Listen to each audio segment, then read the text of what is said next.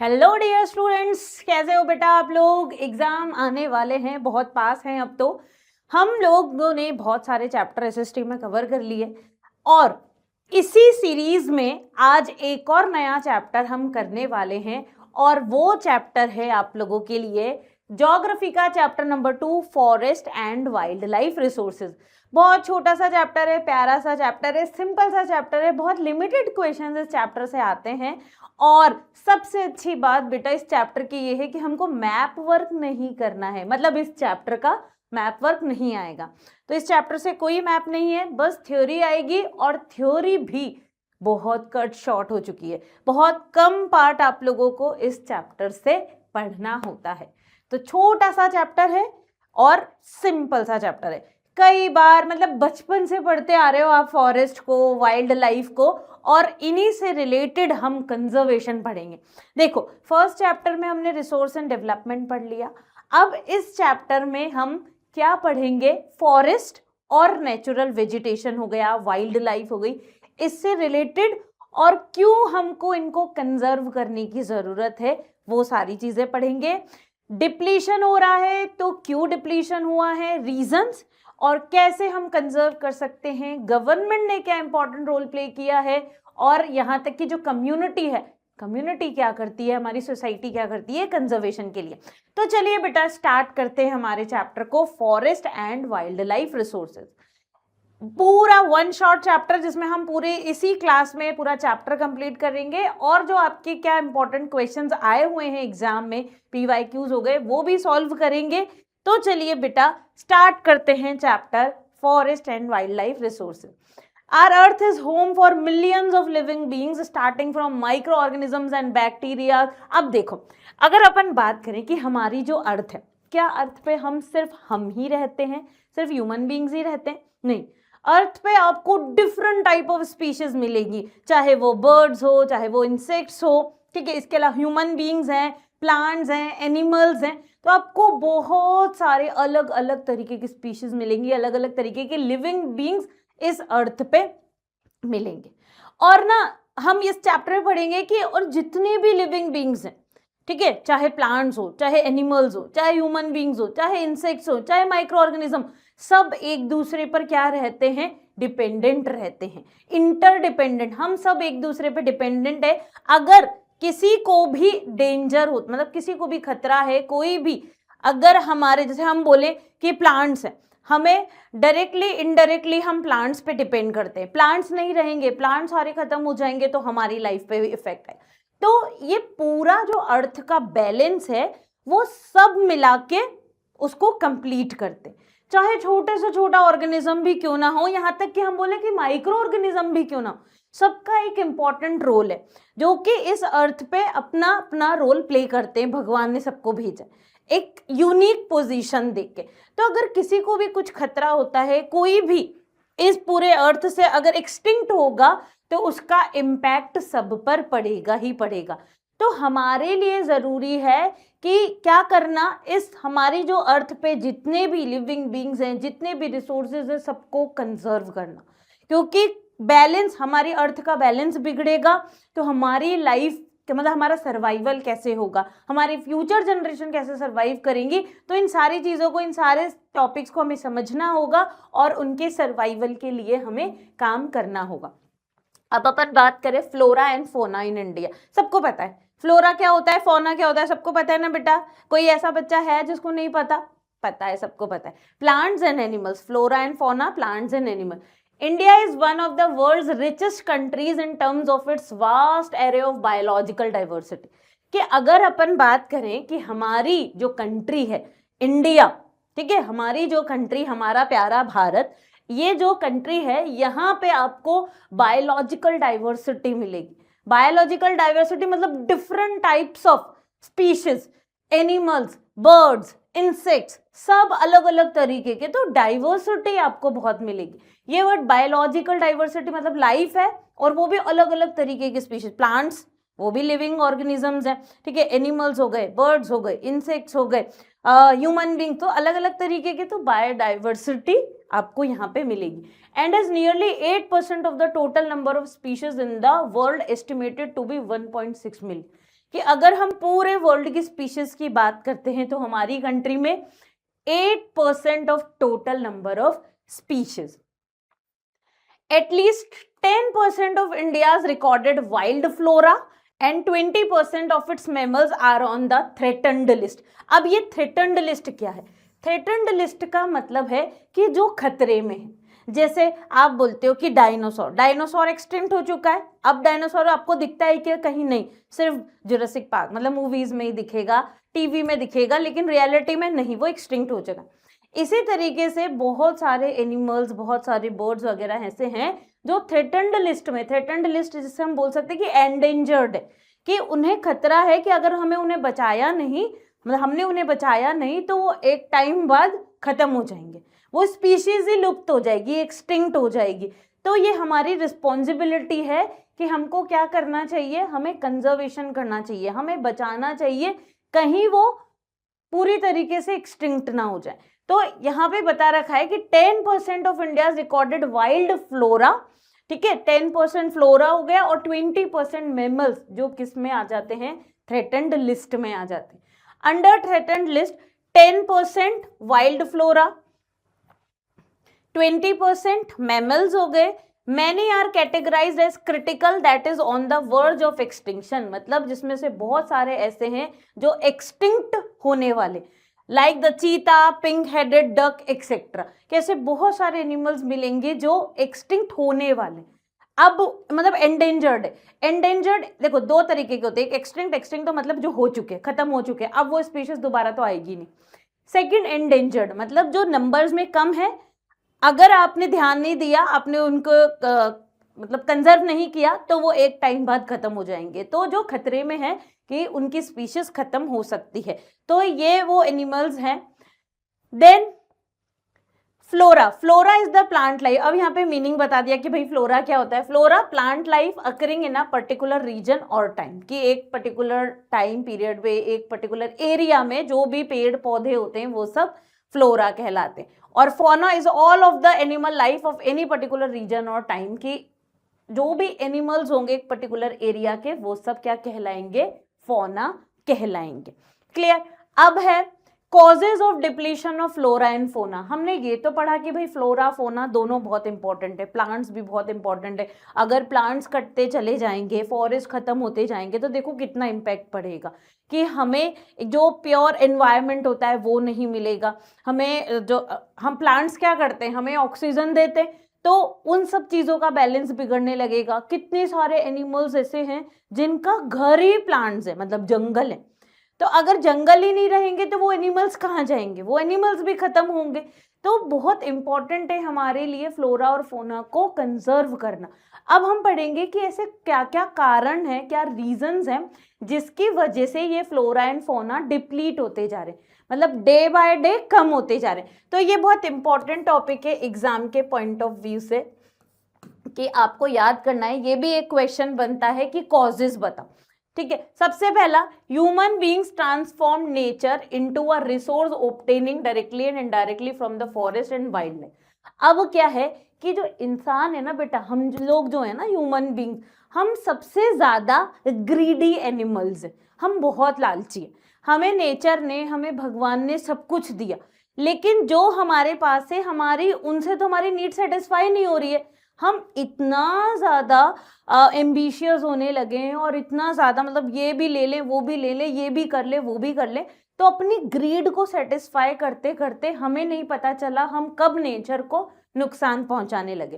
तो human beings इतना ज़्यादा फॉरेस्ट और वाइल्ड लाइफ, मतलब इन सब चीज़ों को एक्सट्रैक्ट करता जा रहा है, जिससे वो अपना इकोनॉमिकल डेवलपमेंट तो कर रहा है, फाइनेंशियल डेवलपमेंट, इकोनॉमिकल डेवलपमेंट तो कर रहा है, लेकिन एनवायरनमेंट बहुत ज़्यादा सफ़र कर।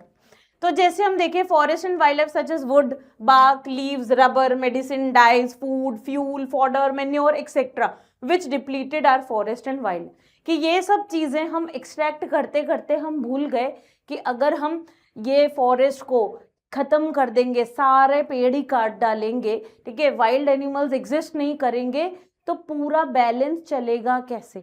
तो जब ये लोग नहीं रहेंगे तो हम भी नहीं रहेंगे, क्योंकि हम सब एक दूसरे पर डिपेंड करते हैं। हमारी लाइफ में इनका, फॉरेस्ट का, वाइल्ड लाइफ का एक बहुत इंपॉर्टेंट रोल है, डायरेक्टली इनडायरेक्टली। लेकिन हम इन सब चीज़ों को भूल जाते हैं और बस अपने इकोनॉमिकल डेवलपमेंट के बारे में सोचते रहते हैं, ज़्यादा पैसा कमा ले, ज़्यादा पैसा कमा ले, और इसकी वजह से नेचुरल रिसोर्सेज को ओवर एक्सप्लॉइट करने लग जाते हैं, एक्सेसिव यूज करने लग जाते हैं, जिस वजह से डिप्लीशन होता जा रहा है। The various factor that cause depletion of the flora and fauna are. अब देखो one by one large scale developmental projects, कि हम बहुत ज़्यादा मतलब डेवलपमेंटल प्रोजेक्ट्स करने लगे, बनाने लगे। जैसे अपन बात करें कि हमने मल्टीपर्पस रिवर वैली प्रोजेक्ट बनाया, ठीक है, इस प्रोजेक्ट को स्टार्ट किया गया, इससे इकोनॉमिकल डेवलपमेंट होगा, डैम्स बनेंगे, तो आपको सबको पता है क्योंकि सबने वाटर रिसोर्स पढ़ा। लेकिन इसकी वजह से कितना नुकसान होगा, जो भी ट्राइब्स हैं उनको खाली करानी पड़ेगी जगह, वहाँ पे जो नेचुरल वेजिटेशन है वो सब मर्ज हो जाएंगी, तो नुकसान भी तो हो रहा है ना। तो हम डेवलपमेंट के नाम पे क्या करते जा रहे हैं, हम एनवायरनमेंट को कंसिडर नहीं कर रहे। ये हमें बिल्कुल भगवान ने फ्रीली दे दिया ना, तो हम इनके वैल्यू को समझ नहीं पा रहे और इनको ओवर एक्सप्लॉइट करते जा रहे हैं। तो इससे अपना इकोनॉमिकल डेवलपमेंट हो रहा है लेकिन एनवायरनमेंट अफेक्ट हो रहा है। शिफ्टिंग कल्टीवेशन हो गया। शिफ्टिंग कल्टीवेशन आप सबको पता है इसमें क्या होता है, जैसे हमको एग्रीकल्चर करना है, हमने फॉरेस्ट के एक पर्टिकुलर पैच मतलब एक लैंड एरिया को क्या कर दिया, कट कर दिया, सारे फॉरेस्ट वगैरह वहाँ पे जो पेड़ पौधे थे, जो भी ट्रीज थे वो सब कट कर दिए, प्लेन हो गई ज़मीन, वहाँ एग्रीकल्चर कर लिया, क्लियर। फिर उसके बाद कुछ टाइम पीरियड तक किया जब तक सॉइल में फर्टिलिटी थी, फिर सॉइल की फर्टिलिटी जैसे ही कम हुई उस पैच ऑफ लैंड को छोड़ा और दूसरे पैच ऑफ लैंड पे चले गए, ठीक है, दूसरे लैंड एरिया पे चले गए। फिर वहां से भी ट्री टॉप्स जो थे उन सबको कट कर दिया, बाकी जो बचा कुचा था आग लगा दी, और उससे एशेस जो थे वो सॉइल में मर्ज हुए, मिक्स हुए, सॉइल पे फर्टिलिटी बढ़ी, एग्रीकल्चर किया, कुछ साल किया, थोड़े टाइम बाद जब सॉइल की फर्टिलिटी रिड्यूस हो गई फिर वो लैंड खाली कर दिया, दूसरी जगह चले गए, वहां पे भी ऐसे ट्रीज कटने लगे। तो ऐसे हम बार बार शिफ्टिंग कल्टीवेशन करते रहेंगे और ट्रीज वगैरह को काटते रहेंगे, तो इससे क्या होगा, हमारे जो फॉरेस्ट एरियाज है वो कम होते जाएंगे। माइनिंग कर रहे हैं, माइनिंग करना मतलब खुदाई करना। खुदाई क्यों कर रहे हैं, क्योंकि रिसोर्सेज निकालने, आपने मिनरल्स पढ़ा है ना सबने चैप्टर, तो मिनरल्स निकालने के लिए, मिनरल्स को एक्सट्रैक्ट करने के लिए हमें माइनिंग करनी पड़ रही है। अब इतनी माइनिंग करेंगे वहां पे जो भी वेजिटेशन है वो सब कट जाएगी, क्योंकि आपने खुदाई कर दी, तो बचेगा क्या। अब जब वहाँ पे वेजिटेशन नहीं रहेगी तो वहाँ पे कोई भी एनिमल या वाइल्ड लाइफ मिलेगा क्या, नहीं मिलेगा। तो इन सब की वजह से जो डिप्लीट होता जा रहा है environment. Grazing and fuel wood collection, अब जरूरत से ज्यादा ग्रेजिंग होगी, जैसे हमने फर्स्ट चैप्टर में पढ़ा कि ओवर ग्रेजिंग पर भी कंट्रोल होना चाहिए। ज्यादा से ज्यादा ओवर ग्रेजिंग होने लग जाएगी तो भी क्या होगा, सॉइल खराब होगी, ठीक है, वहां पे जो भी प्लांट्स वगैरह ग्रो हो रहे हैं वो सब नहीं रहेंगे, तो इससे नुकसान होगा किसको, अपने फॉरेस्ट को, अपने ट्रीज को, जो अपना लैंड है वो लैंड खराब होगा, डिप्लीट होगा एनवायरनमेंट। तो ग्रेजिंग करने के लिए और फ्यूल वुड कलेक्शन के लिए, जैसे जंगलों में जा रहे हैं, लकड़ियां काट रहे हैं क्योंकि खाना बनाना है तो चूल्हा जलाना है, चूल्हा जलाने के लिए लकड़ी चाहिए, तो उसके लिए पेड़ कटते जा रहे हैं, तो इन सब रीजन से क्या होगा, डिप्लीशन होगा। ओवर पॉपुलेशन, अब आप सोच रहे होंगे कि पॉपुलेशन कैसे कर रही है, भाई पॉपुलेशन, हम थोड़ी जा रहे हैं जंगलों में पेड़ काट, पर पॉपुलेशन बढ़ेगी तो पॉपुलेशन को रहने के लिए क्या चाहिए, जगह चाहिए, और जगह बनाने के लिए, क्योंकि लैंड हमारा फिक्स्ड है, लैंड हमारा फाइनाइट है, फिक्स अमाउंट में मिला है हमें, वो बढ़ेगा नहीं, भले कितने भी लोग बढ़ जाएं पर लैंड जो है वो वही रहेगा। तो अब लोगों को रहने के लिए, जगह बनाने के लिए क्या करेंगे, जंगल काटेंगे, ठीक है, तो जंगल काटेंगे तो एनवायरनमेंट पर असर पड़ेगा ही ना। तो ऐसे ओवर पॉपुलेशन भी क्या कर रही है, वो सारे फैक्टर में इंक्लूडेड है जिनकी वजह से डिप्लीशन हो रहा है। Next, factor responsible for decline in India's biodiversity. अब ऐसे कौन कौन से फैक्टर्स है जिनकी वजह से हमारी बायोडाइवर्सिटी भी कम होती जा रही। बायोडाइवर्सिटी मतलब सारे जितने भी लिविंग बीइंग्स है ना, सबको एक साथ मिला दो, सब मिलकर क्या होते हैं, बायोडाइवर्सिटी बनती। बायो मतलब लाइफ हो गया, डाइवर्सिटी मतलब डिफरेंट डिफरेंट टाइप्स के क्रिएचर्स। अब वो चाहे ह्यूमंस हो, चाहे एनिमल्स हो, चाहे प्लांट्स हो, कुछ भी, पर जिनमें भी लाइफ है उन सब की वजह से, मतलब जिनमें भी लाइफ है वो सारे क्रिएचर्स मिलकर बायोडाइवर्सिटी बनाते हैं। और कौन कौन से फैक्टर्स हैं जिनकी वजह से बायोडाइवर्सिटी भी हमारी कम होती जा रही है, मतलब जो एनिमल्स हैं, जो प्लांट्स हैं, वो एक्सटिंक्ट होते जा रहे हैं। तो सबसे पहले हैबिटेट डिस्ट्रक्शन। हैबिटेट डिस्ट्रक्शन को हम कैसे समझेंगे? देखो बेटा, ये सारे 1 बाय 1 करके अपन ने इंक्लूड कर लिए। हैबिटेट डिस्ट्रक्शन मतलब जो एनिमल्स है, एनिमल जैसे वाइल्ड एनिमल्स है, उनको रहने के लिए घने जंगलों की जरूरत होती है, डेंस फॉरेस्ट। अब क्या है कि हम लोग जैसे पॉपुलेशन बढ़ रही है उस वजह से जंगल कट रहे हैं, या फिर हमें टिम्बर की रिक्वायरमेंट है, हमारे और अदर कमर्शियल यूज की वजह से हम जंगलों को कट करते जा रहे हैं। तो इससे क्या होगा कि जब जंगल ही नहीं रहेंगे, हैबिटेट नहीं रहेगा, मतलब उन जानवरों का घर ही नहीं रहेगा, तो जानवर जाएंगे कहाँ? तो क्या हो रहा है? हैबिटेट डिस्ट्रक्शन हो रहा है, इस वजह से बायोडाइवर्सिटी कम हो रही है। हंटिंग, आप लोगों को पता है शिकार, कितना शिकार हुआ करता था, अब तो भाई बहुत कम हो गया, पर पहले के टाइम पीरियड में जब जैसे आपने 9th में एक चैप्टर पढ़ा, फॉरेस्ट और कॉलोनियल लॉ से रिलेटेड एक चैप्टर था हिस्ट्री में, उसमें देखा कि ब्रिटिशर्स ने कितना हंटिंग किया, कितने टाइगर्स को हमारी कंट्री में। तो इतना हंटिंग होगी तो भी एनिमल्स मरते जाएंगे। पोचिंग, पोचिंग और हंटिंग एक तरीके से सेम है, लेकिन पोचिंग में क्या आ जाता है, हंटिंग जो कि इलीगल थी, मतलब बैन है, हमारी कंट्री में रूल बना दिया कि हंटिंग नहीं करनी है, ये इलीगल एक्टिविटी है, पर फिर भी कोई कर रहा है तो वो क्या कहलाएगा? पोचिंग कहलाएगा। ठीक है। ओवर एक्सप्लॉइटेशन, रिसोर्सेज को ज्यादा से ज्यादा आप यूज करते जा रहे हो, एक टाइम पे वो खत्म हो जाएंगे। यूज करो, पर कैसा यूज हमें करना चाहिए? सस्टेनेबल यूज, कि हम हमारी नीड्स भी फुलफिल करें पर जरूरत से ज्यादा भी नहीं, फ्यूचर जनरेशन का भी ध्यान रखें। पर ये सब हम सोचते ही नहीं है, बस हम हमारी ग्रीड को फुलफिल करने के चक्कर में यूज करते जा रहे हैं। एनवायरमेंटल पॉल्यूशन हो गया, इतना ज्यादा पॉल्यूशन होता जा रहा है जिस वजह से क्या हो रहा है कि बायोडाइवर्सिटी जो है वो रिड्यूस होती जा रही है। पॉइजनिंग, फॉरेस्ट फायर्स हो गई, जंगलों में आग लगती है, इन सब की वजह से वो पूरा का पूरा जंगल खत्म हो जाता है, एनिमल्स जो है, जो वाइल्ड लाइफ है, वो सब मर जाते हैं, इसके अलावा प्लांट्स वगैरह सब जल गए, फिर बचेगा क्या? ठीक है।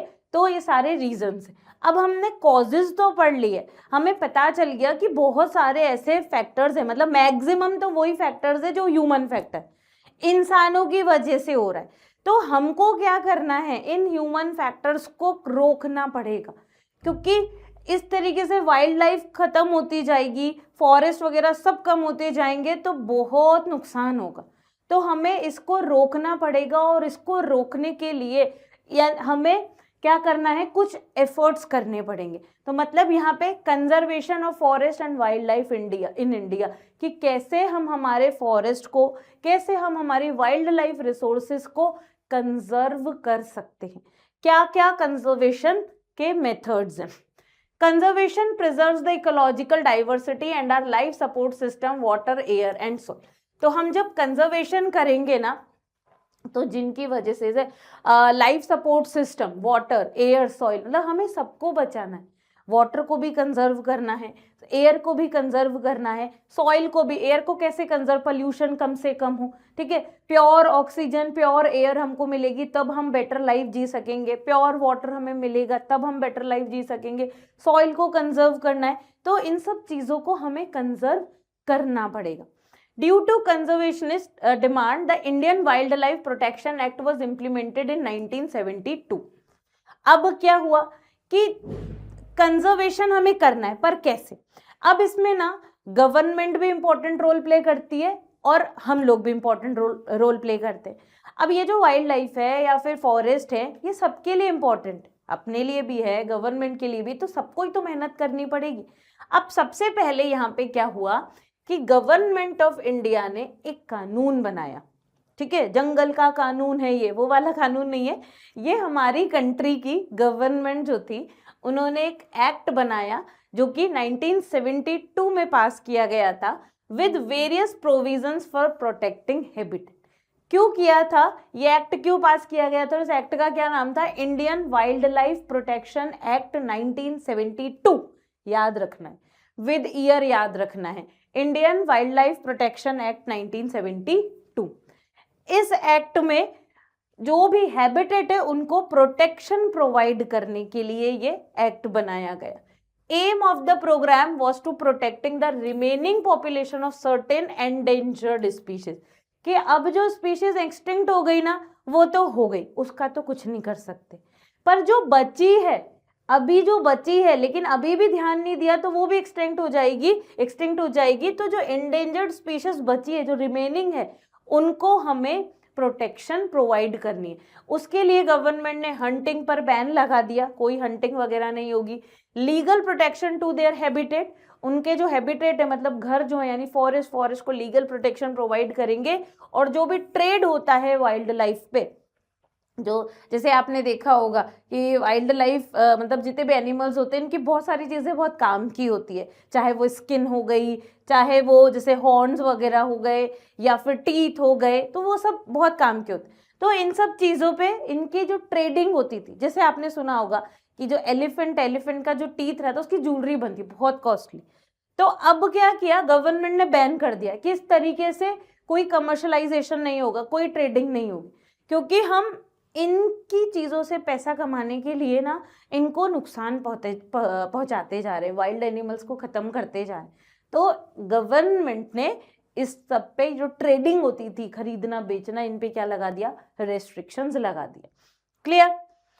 अब next, conservation of forest and wildlife in India. The central and many state government establish national parks and wildlife century. सबसे पहले तो हमने क्या देखा कि कौन सा फैक्टर कंसिडर किया गया या फिर कौन सा रूल गवर्नमेंट ने बनाया, कि गवर्नमेंट ने एक एक्ट बनाया, कानून बनाया, the Indian wildlife protection act 1972।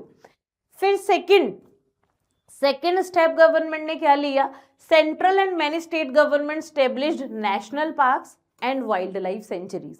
National park establish किए गए, वाइल्ड लाइफ सेंचुरी स्टेब्लिश की गई, और वो एरियाज गवर्नमेंट उनको प्रोटेक्शन देती है। ऐसे नहीं कि हर कोई नेशनल पार्क में घुस जाएगा, वाइल्ड लाइफ सेंचुरीज में घुस जाएगा, नहीं, वो एरिया स्पेसिफाइड एनिमल्स के लिए, और वो जो प्लांट्स वगैरह वहाँ पे होंगे बस उनके लिए।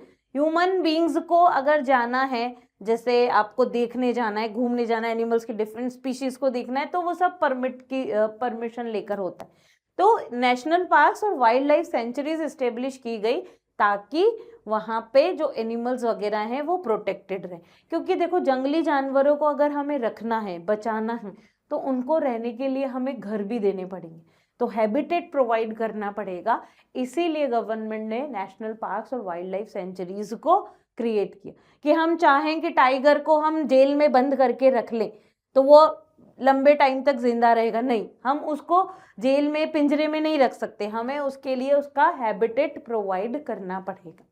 Next, central government also announced several projects for protecting species animals which were gravely threatened, including the tiger, the one-horned rhinoceros and other. अब इसके अलावा कि जो भी एनिमल जो बहुत ज़्यादा ही खतरे में थे, उन एनिमल्स को प्रोटेक्शन देने के लिए गवर्नमेंट ने प्रोजेक्ट्स चले, जैसे प्रोजेक्ट टाइगर हो गया, इसके बारे में आपको बुक में भी पढ़ना है, प्रोजेक्ट टाइगर, प्रोजेक्ट वन-horned राइनोसरस। तो ये एनिमल्स जो बहुत ज़्यादा थ्रेटन्ड लिस्ट में, कि हाँ इनको नहीं बचाया तो खत्म ही हो जाएंगे, तो इनके लिए स्पेसिफिक प्रोजेक्ट्स बनाए ताकि इन स्पीशीज को क्या कर सके, बचा सके। अब जैसे प्रोजेक्ट टाइगर, ये इंपॉर्टेंट है बेटा। प्रोजेक्ट टाइगर ये लॉन्च किया गया था, गवर्नमेंट ऑफ इंडिया ने स्टार्ट किया था 1973 में। कब हुआ था? 1973 में स्टार्ट हुआ था, to save the endangered species of tiger in the country, कि हमारी कंट्री में जितने भी टाइगर्स है वो बहुत कम होते जा रहे थे। जैसे पहले ना आपकी बुक में भी मेंशन है 55,000 टाइगर्स थे, और उसके बाद वो बचे कितने, 1000 समथिंग वो बचे थे। तो इतने ज़्यादा कम हो गए। अगर अभी भी ध्यान नहीं दिया जाएगा तो ये बिल्कुल ख़त्म हो जाएंगे, फिर हमें टाइगर देखने को ही नहीं मिलेगा। जैसे हम डायनासोर देखते हैं ना मूवीज़ में, टाइगर भी बस मूवीज़ में ही देखेंगे, हमें मिलेंगे ही नहीं देखने के लिए। तो गवर्नमेंट ने इन टाइगर्स को बचाने के लिए 1973 में प्रोजेक्ट टाइगर लॉन्च किया गया, और इसके थ्रू टाइगर्स को कंजर्व किया गया। Under wild life act of 1980 and 1986, several hundred butterflies, moths, beetles and one dragonfly have been added to the list of protected species.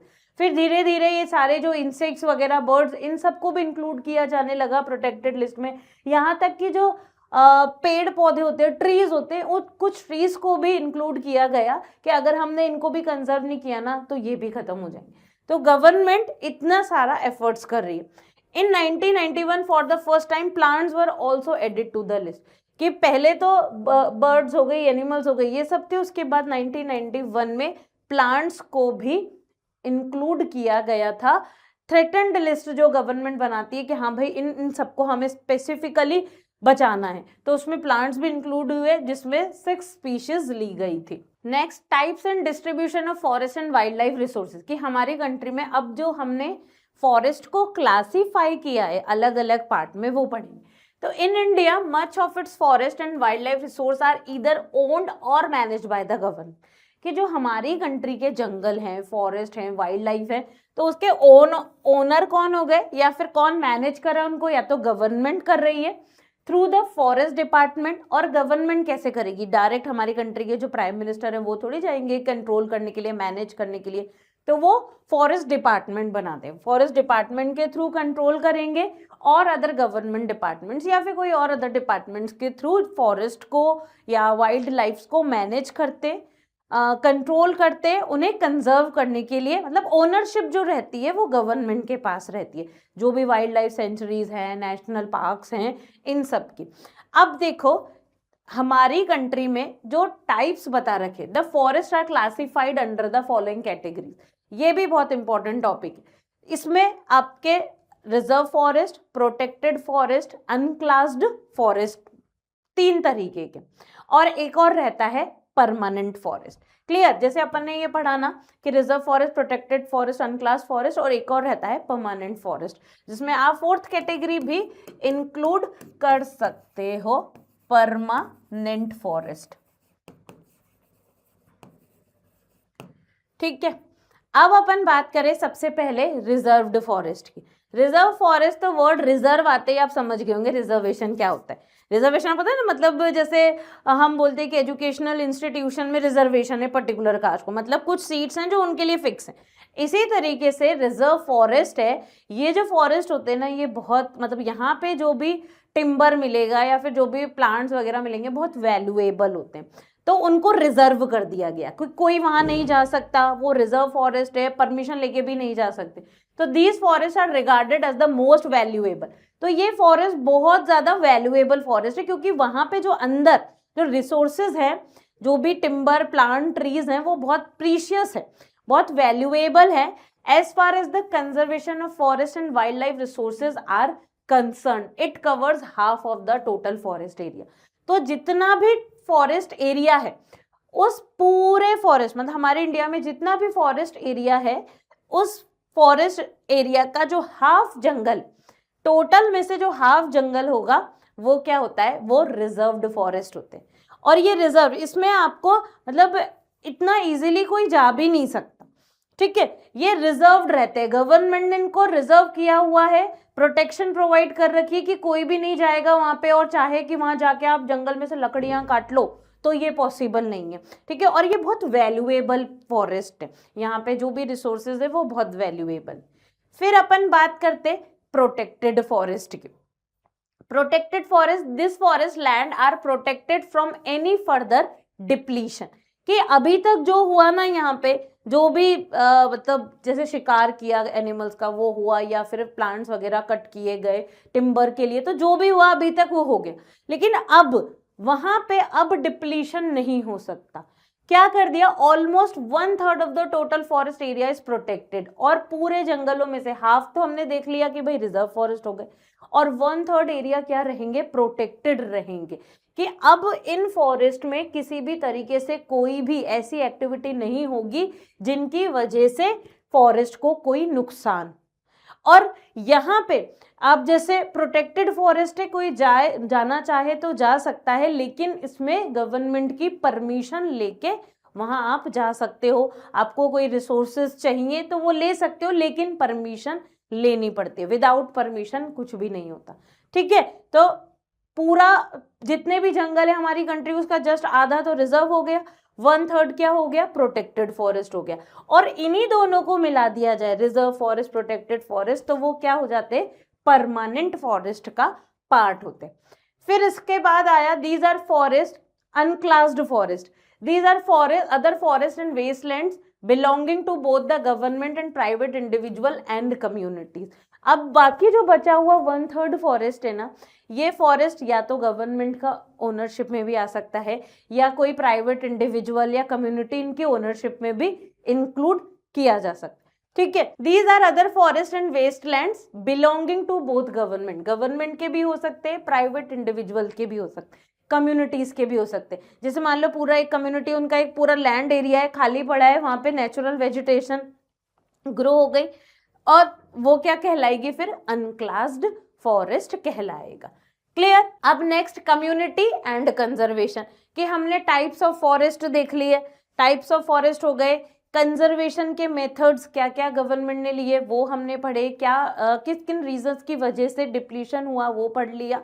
और उसके बाद अब है कम्युनिटी एंड कंजर्वेशन, कि जब हम बात कंजर्वेशन की करते हैं और पूरे हमारे कंट्री के जितने भी फॉरेस्ट हैं, जितनी भी वाइल्ड लाइफ है, सबको बचाना है, तो क्या हम इस चीज़ की जिम्मेदारी सिर्फ गवर्नमेंट को देंगे क्या? आप खुद सोचो कि आज हमारी कंट्री में अगर कुछ भी होता है, जैसे फॉरेस्ट कट रहे हैं, उनकी वजह से कोई भी एनवायरनमेंट से रिलेटेड कुछ मिस हैपनिंग होती है, तो इसमें हमें कोई फर्क नहीं पड़ेगा क्या? पड़ेगा ना। तो मतलब गवर्नमेंट के साथ साथ हमारी भी रिस्पॉन्सिबिलिटी है कि हम हमारे नेचुरल रिसोर्सेज को बचाएं, उन्हें कंजर्व करें। तो सिर्फ गवर्नमेंट ने, हम हर चीज में बोल देते हैं अरे गवर्नमेंट की जिम्मेदारी, गवर्नमेंट की जिम्मेदारी, नहीं। जब हम इस कंट्री में रहते हैं तो हमारी भी उतनी ही रिस्पॉन्सिबिलिटी है। गवर्नमेंट तो करेगी पर उसके साथ हमको भी बचाना चाहिए। तो हम क्या कर सकते, देखो बेटा, अपन बहुत कॉमन पर्सन है, हम क्या कर सकते हैं, हम कोई जंगलों में जाके एनिमल स्पीशीज को प्रोटेक्शन तो प्रोवाइड नहीं करेंगे, नहीं कर सकते हम इतना, लेकिन हम एक बहुत छोटा सा काम तो कर सकते हैं ना, आप सब भी कर सकते हो, एक प्लांट ग्रो करना, ठीक है, प्लांटिंग करना। आप हर साल एक पौधा भी उगा रहे हो, तो ये भी आप कंट्रीब्यूशन कर रहे हो अपने एनवायरनमेंट को सेव करने के लिए, कंजर्व करने के लिए। तो हर कोई भी इंडिविजुअल छोटे से छोटा जो भी काम कर सकता है ना, उसे करना चाहिए, पर अपना कंट्रीब्यूशन देना चाहिए, क्योंकि एनवायरनमेंट जब बचेगा ना तो ही हम लोग सरवाइव कर सकते हैं। अदरवाइज हमारा भी कोई एग्जिस्टेंस नहीं रहेगा अगर एनवायरनमेंट को नुकसान होगा। क्लियर। तो अब यहाँ पे हम यही पढ़ेंगे कि बात जब कंजर्वेशन की आ रही है तो इसमें कम्युनिटी भी अपना रोल प्ले करेगी। किस किस तरीके से, सिर्फ गवर्नमेंट नहीं, गवर्नमेंट के साथ साथ जो सोसाइटी है, जो कम्युनिटी है, वो भी फॉरेस्ट को प्रिजर्व करेंगे। Forest are also home to some of the traditional communities. Local communities are struggling to conserve these habitats along with government officials to secure their long term livelihood. कि government तो करती है, government के साथ साथ local communities भी protection provide करते हैं फॉरेस्ट को, वाइल्ड लाइफ एनिमल्स को।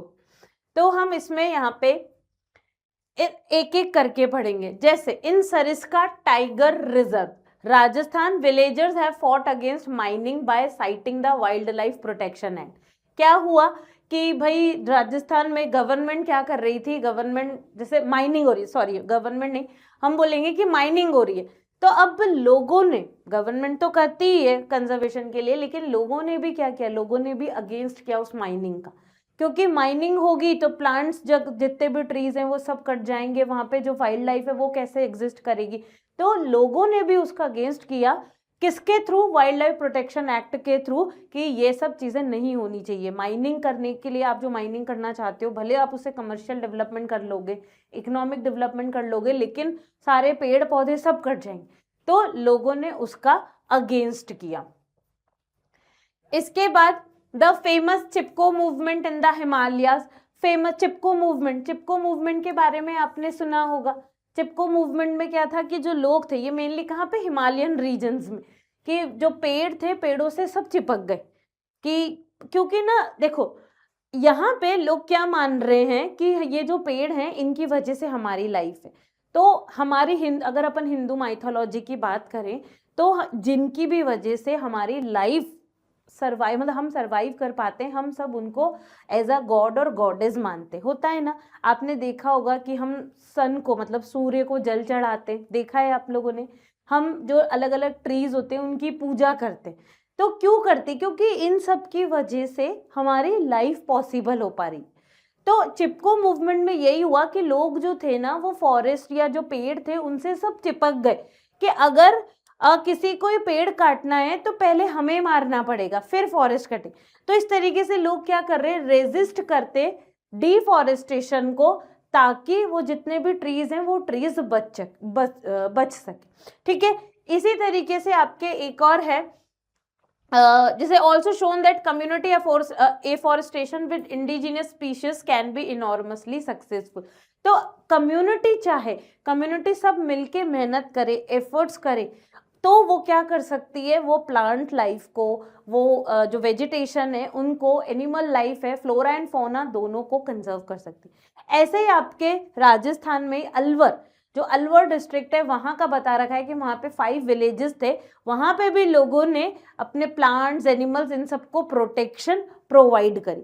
तो अलग अलग जगह के एग्जाम्पल से प्रूव हो रहा है कि कम्युनिटी भी उतना ही इम्पोर्टेंट रोल प्ले करती है जितना गवर्नमेंट। अगर हम चाहते हैं कि हम अपनी फॉरेस्ट और वाइल्ड लाइफ को बचाए रखना ताकि हमारी लाइफ पॉसिबल हो सके, तो हम सबको क्या करना पड़ेगा, मेहनत करनी पड़ेगी। Farmers and citizen group like the bees बचाओ आंदोलन, इसके अलावा और क्या तरीका है, जैसे आपके यहाँ पे बीज बचाओ आंदोलन और नवधन्य, ये क्या था, बीज बचाओ आंदोलन जो स्टार्ट हुआ, इसमें फार्मर्स, अब हम क्या कर रहे हैं कि पॉपुलेशन बहुत ज़्यादा बढ़ रही है, हमें ज़्यादा से ज़्यादा प्रोडक्शन चाहिए, तो हम ट्रेडिशनल सीड्स ना यूज़ करके वो केमिकल्स वगैरह, मतलब सिंथेटिक बोल सकते, इस तरीके की चीज़ें यूज़ हो रही है। तो बीज बचाओ आंदोलन में ट्रेडिशनल सीड्स को मतलब प्रोटेक्शन प्रोवाइड करी गई है कि हम जो भी काम करेंगे वो ट्रेडिशनल सीड्स से ही करेंगे, यानी ऑर्गेनिक वर्क। तो बीज बचाओ आंदोलन और इसी तरीके से नवधन्य, जिसमें भी यही हुआ कि हम मतलब सारे लोग मिलके ऑर्गेनिक फार्मिंग करेंगे और केमिकल्स, क्योंकि आप ये फर्टिलाइजर्स, केमिकल ये सब यूज करते हो ना, तो इससे रिसोर्सेज भी डिप्लीट होते हैं। वाटर रिसोर्सेज है, वाटर रिसोर्स भी खराब होगा, क्योंकि ये सारी चीजें कहाँ जाएंगी, अंडरग्राउंड सॉइल के नीचे जाती जाएंगी। अब वहां पे जो वाटर टेबल, अपनी जो वाटर अवेलेबल है अंडरग्राउंड वाटर भी क्या होगा, पल्यूट होगा। तो इस तरीके से हम हमारे रिसोर्सेज को एक्सप्लॉइट कर रहे हैं, तो हमें इन सब चीजों को बचाना है, सिंथेटिक केमिकल्स को यूज नहीं करना। तो बीज बचाओ आंदोलन कहाँ पे, टेहरी में स्टार्ट हुआ, ताकि ट्रेडिशनल सीड्स को प्रोटेक्शन प्रोवाइड की जा सके। नेक्स्ट एक और स्कीम थी जॉइंट फॉरेस्ट मैनेजमेंट, मतलब ये सारी चीजें आपके कम्युनिटी एंड कंजर्वेशन में इंक्लूड होगी। जॉइंट फॉरेस्ट मैनेजमेंट, JFM जिसे शॉर्ट में बोला जाता है। इस वाले टॉपिक पे स्पेसिफिक क्वेश्चन भी आता है, या तो पूरा का पूरा आपसे टीचर पूछ लेगा कि कौन कौन से ऐसे फैक्टर्स है मतलब कम्युनिटी का कहाँ कहाँ इंपॉर्टेंट रोल रहा है, तो आपको ये सारी चीजें लिखनी।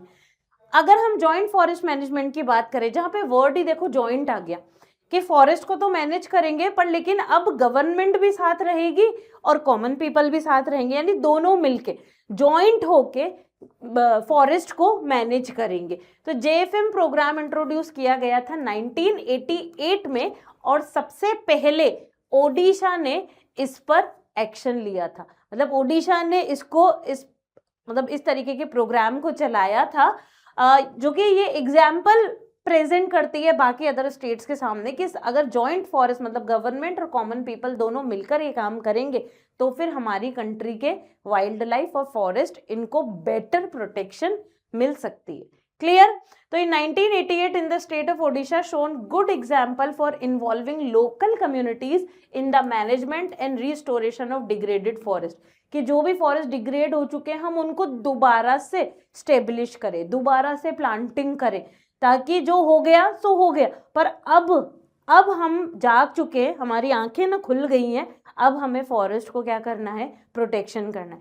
अब इस चीज़ के लिए ना गवर्नमेंट्स ने काफ़ी, जैसे JFM की भी बात करें ना, तो गवर्नमेंट ने काफ़ी बेनिफिट्स प्रोवाइड करे। गवर्नमेंट का कहना था कि अगर कोई कम्युनिटी गवर्नमेंट की हेल्प कर रही है फॉरेस्ट मैनेजमेंट में, तो गवर्नमेंट उसको क्या करेगी, रिसोर्सेज प्रोवाइड करेगी। जैसे इन्होंने प्लांट्स वगैरह ग्रो करे हैं तो लोग जंगलों में जा सकते हैं, और जो बहुत ज़्यादा वैल्यूएबल टिम्बर नहीं होता, जैसे फ्रूट्स वगैरह वहाँ से ले सकते हैं।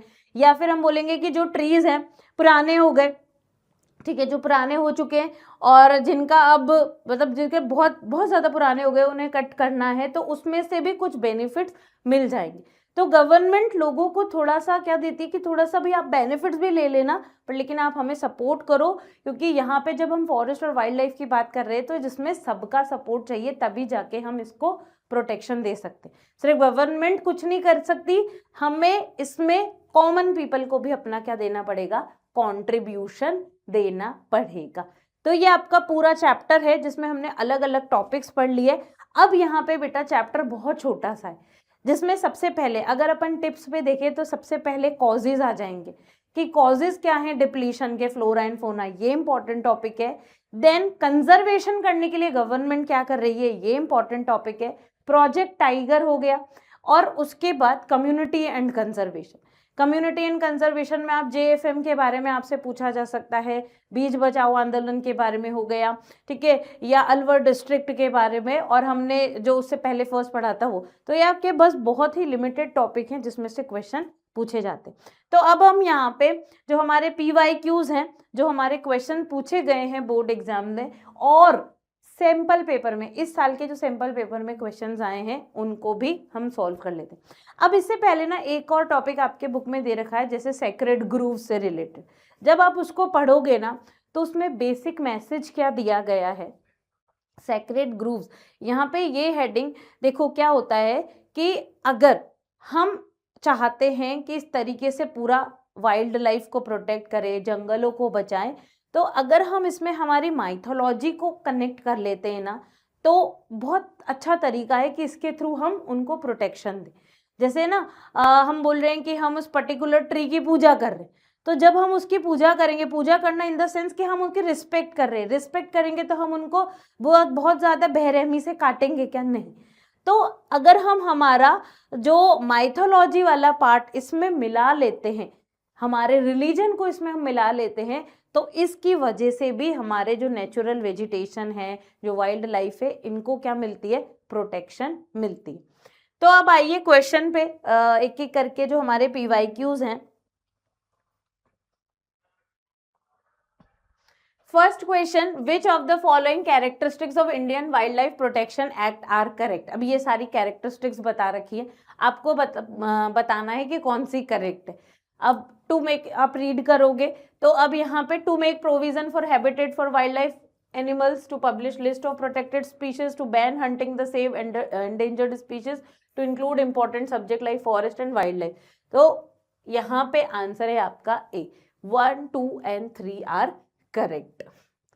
फिर next question, choose the correctly matched pair. ये बहुत इंपॉर्टेंट है, ये भाई पूछा जाता है, इसमें प्रोजेक्ट टाइगर का ही ये पार्ट है, और आपको ये याद रखना है कि कौन सा नेशनल पार्क कौन से स्टेट में, ठीक है। तो Corbett national park Himachal Pradesh, Bandhavgarh national park Rajasthan, Periyar tiger reserve Tamil Nadu. तो choose the correctly matched pair, तो इसमें जो करेक्ट है वो हमें चूज करना है। तो आपको सारे याद करने, आप बुक में देखोगे तो आपको मिलेगा। तो Manas tiger reserve Assam. Next, Sariska wildlife sanctuary Uttarakhand, Manas tiger reserve. अब जो भी इसमें करेक्ट है वो आपको मैच करना है, match column 1 with column 2 and choose the correct option. A answer है इसका B, मतलब अगर हम देखें Sariska wildlife sanctuary Rajasthan, Manas tiger reserve Assam हो गया, Periyar tiger reserve Kerala, Corbett national park Uttarakhand. ये आपको लर्न कर लेना, ये आपसे पूछा जा सकता है क्वेश्चन, ये आपको लर्न करना है बेटा, ये इंपॉर्टेंट।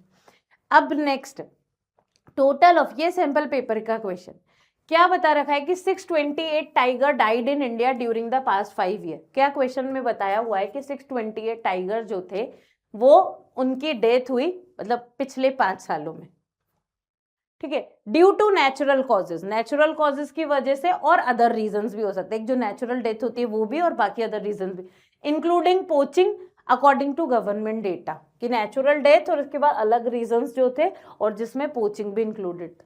अब 349 people were killed in tiger attacks, और टाइगर अटैक्स की वजह से इतने लोग मारे गए। Recording 200 deaths, which of the following is the most significant indirect consequence of poaching on the tiger population.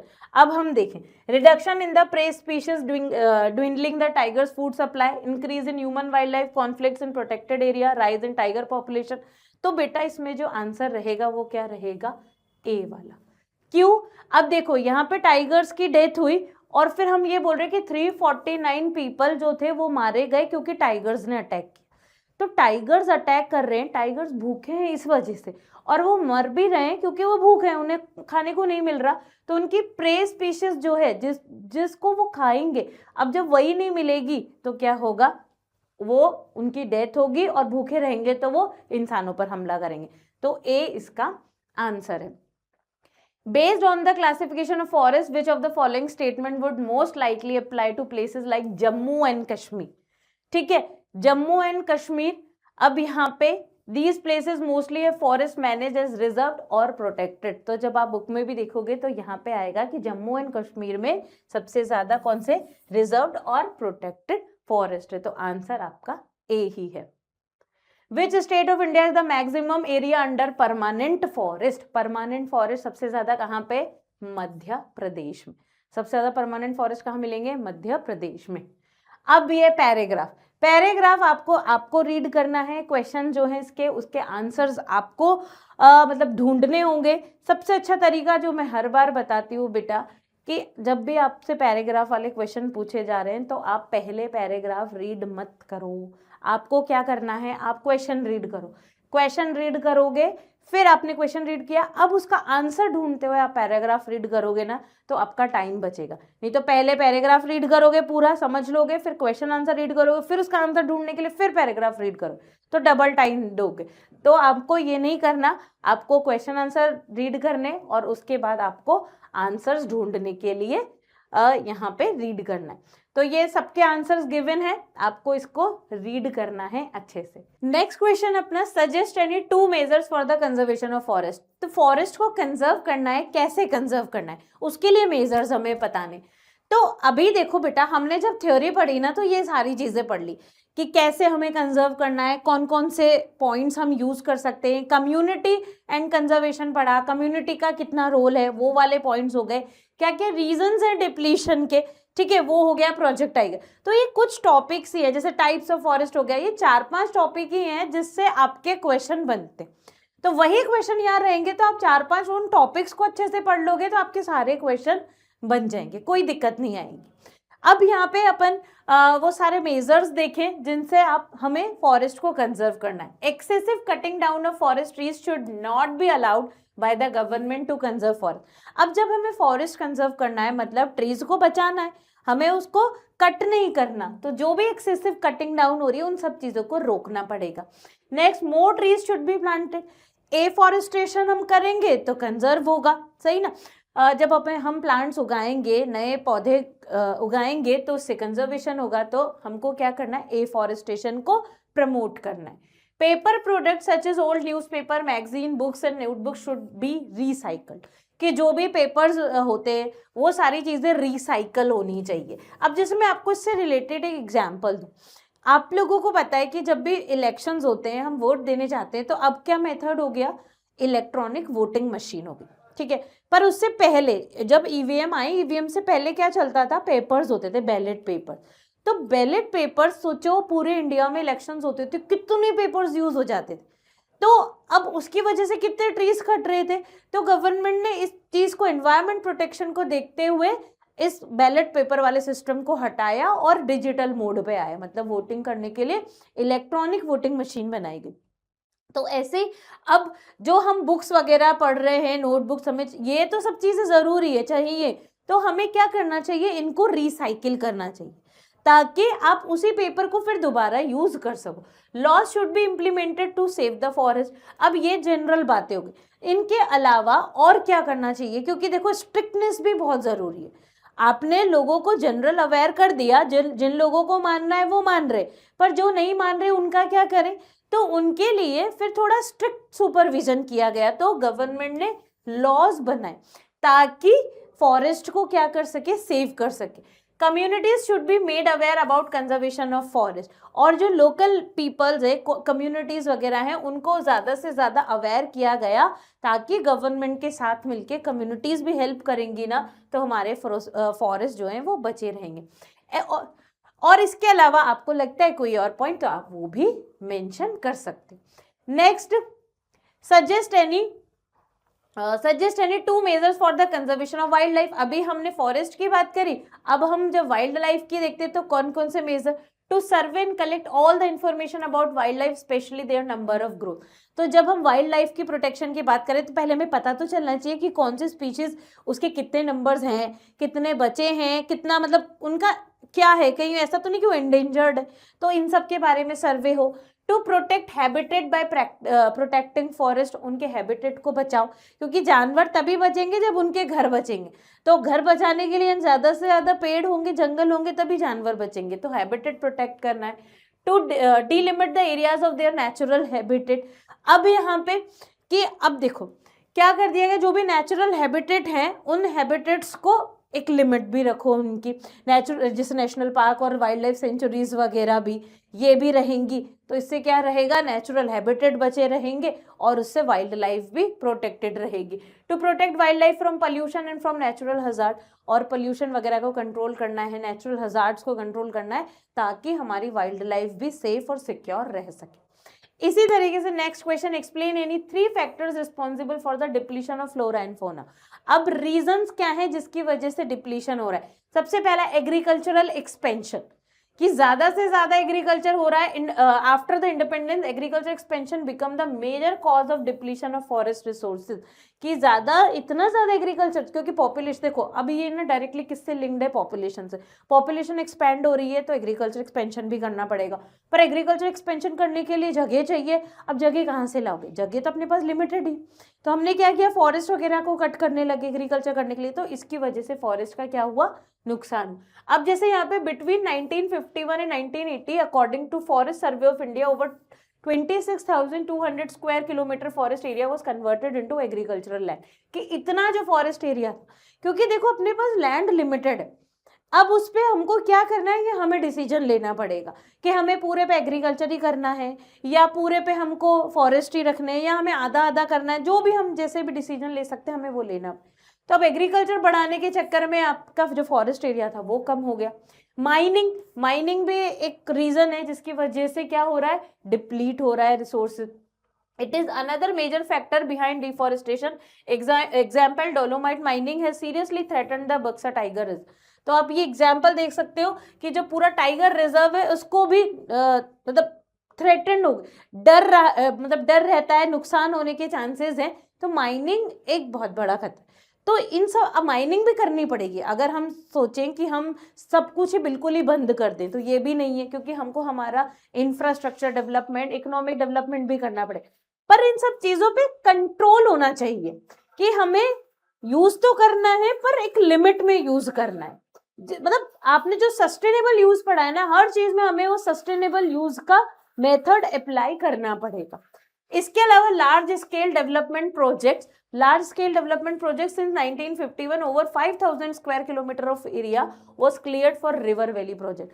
तो जो मल्टीपर्पस रिवर वैली प्रोजेक्ट बनते हैं, डैम्स वगैरह बनाना, उनके चक्कर में इतने सारे जो वो फॉरेस्ट हैं, वाइल्ड लाइफ है, वो सब क्लियर कर दी जाती है।